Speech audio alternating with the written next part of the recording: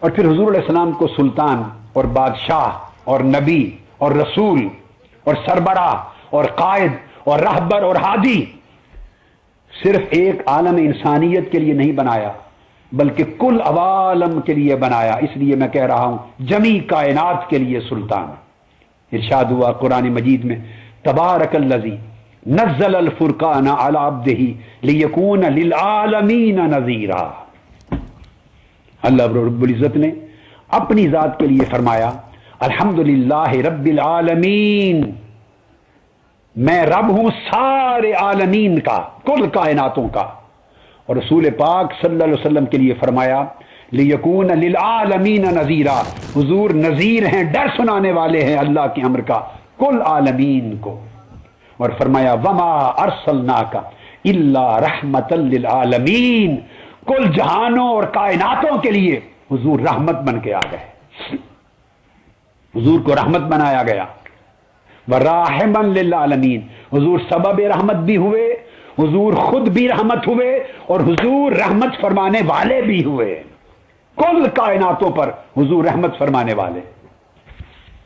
اور رحمت وہی کر سکتا ہے جسے رحمت کرنے کا اختیار ہو، تصرف ہو، طاقت ہو، حکومت ہو، سلطنت ہو. تو جب تک سلطان کائنات نہ ہو آقا علیہ السلام جس غم زدہ پہ چاہیں لطف و کرم کر نہیں سکتے. اس آیت نے کل کائناتوں پر حضور کو راحم بنا دیا. اور اگر خیال آئے کہ رحمت للعالمین کا معنی رحم کرنے والا کیسے ہوا تو قرآن تصدیق کرتا ہے بالمؤمنین رؤوف الرحیم. آقا علیہ السلام رؤوف رحمت فرمانے والے بھی ہیں اور رحمت فرمانے والے بھی ہیں. حضور علیہ السلام صرف رحمت کا سبب نہیں ہیں بلکہ رحمت فرمانے والے بھی ہیں، رحیم بھی کہا. اور پھر آخرت کی بات آئی، میں نے کہا قیامت کے دن بھی حضور ہی سلطان کائنات ہوں گے، سلطان انبیاء ہوں گے. اس مقام پر آقا علیہ السلام کو مرتبے عطا کیے اور مرتبہ یہ دیا ہر پیغمبر اپنی اپنی نبوتوں پر شہید ہوگا، گواہی دینے والا. اور آقا علیہ السلام آدم علیہ السلام سے لے کر امت محمدی تک کل انبیاء پر اور کل امتوں پر شہید ہوں گے. حضور کی شہادت کل امتوں پر اور کل نبیوں پر ہوگی. تو گویا سلطان الامم ہوئے اور سلطان الانبیاء ہوئے. فرمایا فکیف اذا جئنا من کل امت بشہید، وہ منظر کیا ہوگا. اللہ پاک فرماتے جب قیامت کے دن ہر امت کے اوپر ایک شاہد لائیں گے، گواہ لائیں گے. وجئنا بک علی ہؤلاء شہیدا، اور میرے محبوب مکرم آپ کو ان سب نبیوں پر اور ان سب امتوں پر گواہ لائیں گے. آپ کی گواہی پر ساری عدالت ختم ہو جائے گی، کوٹ ختم ہو جائے گی.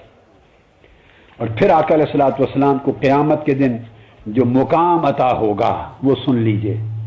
قیامت کے دن ہر پیغمبر اپنے لیے اور اپنی امت کے لیے نفسا نفسی کی شکل میں طلب مغفرت کر رہا ہوگا. رب کائنات کی عظمت، عزت اور جلال اس قدر عروج پر ہوگا کہ کوئی جان دم مارنے کے قابل نہ ہوگی مگر آقا علیہ الصلوۃ والسلام کے لیے اللہ پاک نے قیامت کے دن سلطنت بخشی حضور کو. قرآن نے حضور کی شان سلطنت بیان کی. فرمایا وَلَسَوْفَ يُعْطِيكَ رَبُّكَ فَتَرْضَىٰ، میرے محبوب قیامت کے دن ہر کوئی اپنے اعمال کی جزا سزا کے لیے آئے گا. ہر شخص تھر تھر کانپ رہا ہوگا، ہر شخص اپنے اعمال کو تلوا رہا ہوگا، اللہ سے بخشش کی امید لیے کھڑا ہوگا. ہر شخص قیامت کے دن خدا کی عدالت میں پیشی کے لیے تصور سے کھڑا ہوگا. ہر ایک پیشی پر ہوگا، پیشی پر. اور آپ کی شان کیا ہوگی؟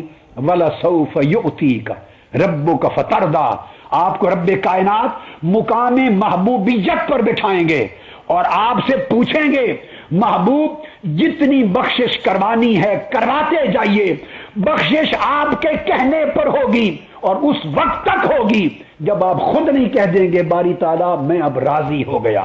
تو قیامت کے دن سکہ رضائے مصطفیٰ کا چلے گا، سکہ سلطنت مصطفیٰ کا چلے گا، سکہ حکومت مصطفیٰ کا چلے گا، اور حکومت مصطفیٰ کا نام قیامت کا دن شفاعت مصطفیٰ ہوگا. خدا کی عدالت ہوگی، اور مصطفیٰ کی شفاعت ہوگی. تو گویا قیامت کے دن بھی سلطان مصطفیٰ ہوں گے. اور پھر ایک سوال آخری ذہنوں میں آتا ہے کہ جو سلطان ہیں، بادشاہ ہیں، تو بادشاہوں کو تو کھڑا نہیں کیا جاتا، ان کے لیے تو خاص مسند اور کرسی بچھائی جاتی ہے. تو قیامت کے دن کیا آقا علیہ السلام کے لیے بادشاہی کی کوئی مسند بھی بچھائی جائے گی؟ ہاں، اس پر قرآنی آیت کو ختم کرتے اور حدیث کا مضمون شروع کرتے ہیں. اللہ پاک نے فرمایا عسا ان یبعثک ربک مقاما محمودا. میرے محبوب، قیامت کے دن آپ کے لیے ایک کرسی بچھائی جائے گی،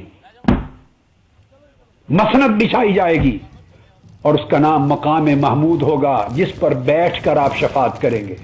تو آقا علیہ السلام کی سلطنت کا اظہار قیامت کے دن حضور کو عرش معلی پر اللہ رب العزت اپنی کرسی کے ساتھ کرسی مصطفیٰ بچھائے گا، اور حکم ہوگا میرے محبوب یہ میری الوہیت کی شان کے لائق کرسی ہے، میں عدالت اور فیصلے کے لیے بیٹھا ہوں، یہ تیری سلطنت اور محبوبیت کی کرسی ہے، مقام محمود، تو اس پر بیٹھ کر آج کہتا جا اور تیرے حکم کے مطابق میرے فیصلوں کا اجرا ہوتا جائے گا.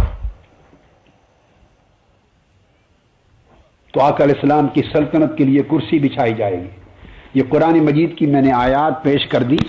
اب ان کی تصریح کے لیے، وضاحت کے لیے، تائید کے لیے، تاکہ ایک ایک حرف اور لفظ کی تصدیق احادیث نبوی سے ہو جائے، شرح ہو جائے. اب میں حدیث کی طرف آؤں گا اور ترتیب کے ساتھ یہ عرش پر کرسی بچھایا جانا، اس کا بھی بیان ہوگا حدیث نبوی سے.